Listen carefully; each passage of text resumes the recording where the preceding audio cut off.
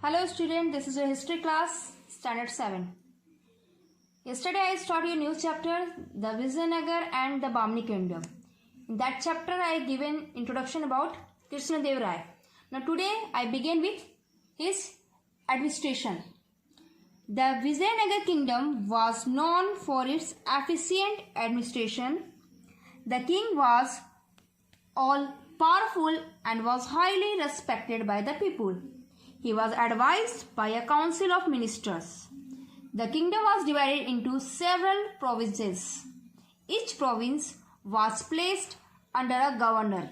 The provinces were subdivided into districts, which were further subdivided into villages. The Chola system of village panchayat or self-government continued under the Vijayanagar ruler also. It means the Vijayanagar kings were efficient administrators. The administration was controlled from Hampi. It is in present-day Bellary district of Karnataka. It was the capital. The king was at the top of the administration. He was assisted by a council of ministers. The empire was divided into provinces. These were called mandalams. They were each headed by a governor, who generally belonging to the royal family. Mandalams were further divided into nadus. Nadus means district. Sthals. Sthals means sub-districts. And gram.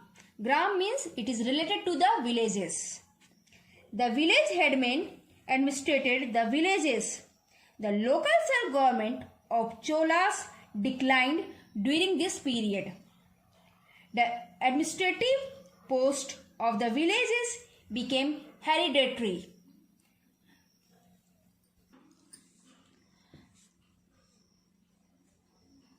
This is a picture of administrative units. Number 1 is given kingdom. Next is given mandalams, nadus, sthals and gram. So according to this picture, I explain you. Okay, now the next is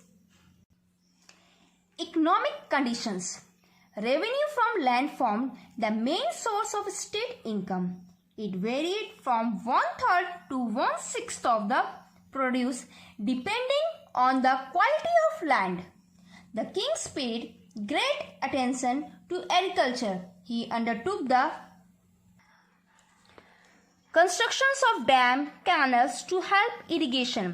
The wealth of the country lay in its fertile soil, its mines of precious stones and minerals, and in its overseas trade. Vijayanagar had flourishing trade relations with Portugal, Arabia, Persia and Africa in the west and China, Southeast Asia, Burma and Sri Lanka in the east. Ivory from Alexandria, horses from Arabia, silk and velvet from China, and elephants from Ceylon were imported. The principal articles of export were cotton, cloth, rice, sugar, spices and sandalwood. The king received revenue from ports and custom duties. A large number of gold and silver coins issued by the king bear evidence of the economic prosperity of the country. Vijayanagar became one of the wonders of the world. It means land revenue was the main source of income. It was levied according to the fertility of the land.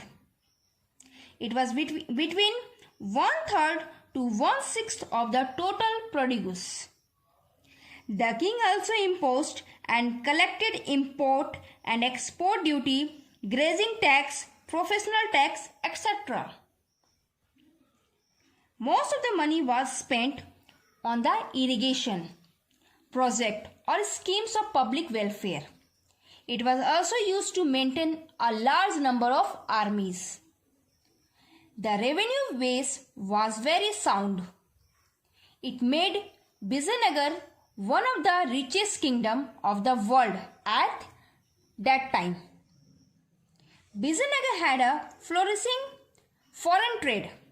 It first traded with the Portuguese and later with the British and the Dutch. It also had trade link with the Persia, Arabia and southeastern countries. The main item of export were cotton, which is given in the book, clothes, sandalwood, spices, rice, iron, sugar, salt, etc. The import consists of items such as horses, ivory and silk. There were around 300 seaports for foreign trade. The most important among them was Calicut. Trade cannot flourish in the absence of industry. There were numerous industries.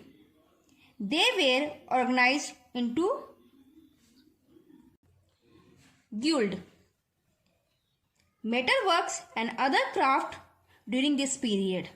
The art of shipbuilding had also developed. Now the next is given here, social life. You know that in that time the Vijayanagar society was divided into three important groups. Number one is noble, number two is middle class and number three is common people. Number one and number two, noble and the middle class people, were living very comfortably life, but the common people, they are living very hard life. They have to use, the common people were burdened with taxes. Their life are very struggling and they are paying taxes also. In that time, child marriage was very common. Dowry system was also very common. In that time, they are accepted practice and sati was forced on widows. So, social life is given in a book. You have to read one time. And most important, given in your last line, women occupied important position in the government. In that time, women are getting their important position in the government period. Understood?